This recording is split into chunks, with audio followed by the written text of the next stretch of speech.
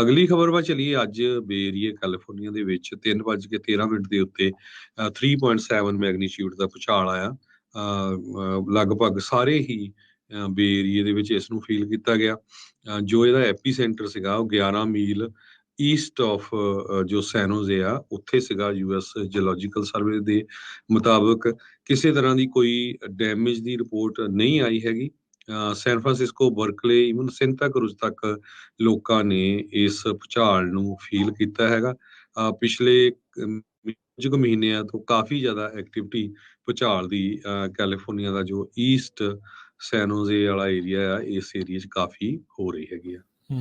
ਜੀ ਅਗਲੀ ਖਬਰ ਵੱਲ ਚੱਲੀਏ। ਅੱਜ ਬੇ ਏਰੀਏ ਕੈਲੀਫੋਰਨੀਆ ਦੇ ਵਿੱਚ 3:13 ਦੇ ਉੱਤੇ 3.7 ਮੈਗਨੀਚਿਊਡ ਦਾ ਭੂਚਾਲ ਆਇਆ। ਲਗਭਗ ਸਾਰੇ ਹੀ ਬੇ ਏਰੀਏ ਦੇ ਵਿੱਚ ਇਸ ਨੂੰ ਫੀਲ ਕੀਤਾ ਗਿਆ। ਜੋ ਇਹਦਾ ਐਪੀ ਸੈਂਟਰ ਸੀਗਾ ਉਹ 11 ਮੀਲ ਈਸਟ ਆਫ ਜੋ ਸੈਨੋਜ਼ੇ ਆ ਉੱਥੇ ਸੀਗਾ। ਯੂਐਸ ਜੀਓਲੋਜੀਕਲ ਸਰਵੇ ਦੇ ਮੁਤਾਬਕ ਕਿਸੇ ਤਰ੍ਹਾਂ ਦੀ ਕੋਈ ਡੈਮੇਜ ਦੀ ਰਿਪੋਰਟ ਨਹੀਂ ਆਈ ਹੈਗੀ। San Francisco, Berkeley, even Santa Cruz ਤੱਕ ਲੋਕਾਂ ਨੇ ਇਸ ਭੁਚਾਲ ਨੂੰ ਫੀਲ ਕੀਤਾ ਹੈਗਾ।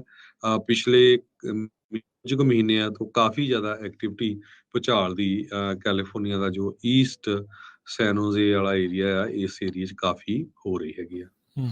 ਜੀ ਅਗਲੀ ਖਬਰ ਵੱਲ ਚੱਲੀਏ। ਅੱਜ ਬੇ ਏਰੀਏ ਕੈਲੀਫੋਰਨੀਆ ਦੇ ਵਿੱਚ 3:13 ਦੇ ਉੱਤੇ 3.7 ਮੈਗਨੀਚਿਊਡ ਦਾ ਭੂਚਾਲ ਆਇਆ।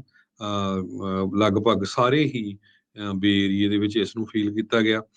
ਜੋ ਇਹਦਾ ਐਪੀ ਸੈਂਟਰ ਸੀਗਾ ਉਹ 11 ਮੀਲ ਈਸਟ ਆਫ ਜੋ ਸੈਨੋਜ਼ੇ ਆ ਉੱਥੇ ਸੀਗਾ। ਯੂਐਸ ਜੀਓਲੋਜੀਕਲ ਸਰਵੇ ਦੇ ਮੁਤਾਬਕ ਕਿਸੇ ਤਰ੍ਹਾਂ ਦੀ ਕੋਈ ਡੈਮੇਜ ਦੀ ਰਿਪੋਰਟ ਨਹੀਂ ਆਈ ਹੈਗੀ। San Francisco, Berkeley, even Santa Cruz ਤੱਕ ਲੋਕਾਂ ਨੇ ਇਸ ਭੁਚਾਲ ਨੂੰ ਫੀਲ ਕੀਤਾ ਹੈਗਾ।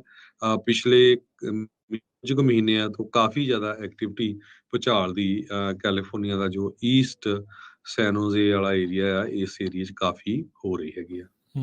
ਜੀ ਅਗਲੀ ਖਬਰ ਵੱਲ ਚੱਲੀਏ। ਅੱਜ ਬੇ ਏਰੀਏ ਕੈਲੀਫੋਰਨੀਆ ਦੇ ਵਿੱਚ 3:13 ਦੇ ਉੱਤੇ 3.7 ਮੈਗਨੀਚਿਊਡ ਦਾ ਭੂਚਾਲ ਆਇਆ।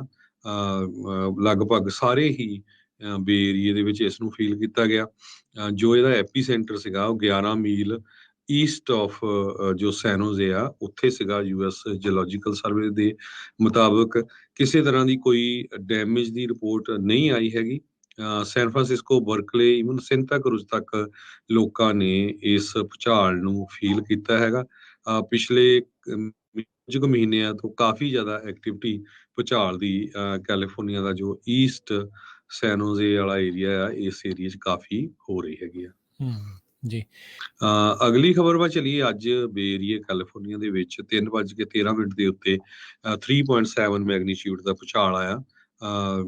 ਲਗਭਗ ਸਾਰੇ ਹੀ ਬੇ ਏਰੀਏ ਦੇ ਵਿੱਚ ਇਸ ਨੂੰ ਫੀਲ ਕੀਤਾ ਗਿਆ। ਜੋ ਇਹਦਾ ਐਪੀ ਸੈਂਟਰ ਸੀਗਾ ਉਹ 11 ਮੀਲ ਈਸਟ ਆਫ ਜੋ ਸੈਨੋਜ਼ੇ ਆ ਉੱਥੇ ਸੀਗਾ। ਯੂਐਸ ਜੀਓਲੋਜੀਕਲ ਸਰਵੇ ਦੇ ਮੁਤਾਬਕ ਕਿਸੇ ਤਰ੍ਹਾਂ ਦੀ ਕੋਈ ਡੈਮੇਜ ਦੀ ਰਿਪੋਰਟ ਨਹੀਂ ਆਈ ਹੈਗੀ। San Francisco, Berkeley, even Santa Cruz ਤੱਕ ਲੋਕਾਂ ਨੇ ਇਸ ਭੁਚਾਲ ਨੂੰ ਫੀਲ ਕੀਤਾ ਹੈਗਾ।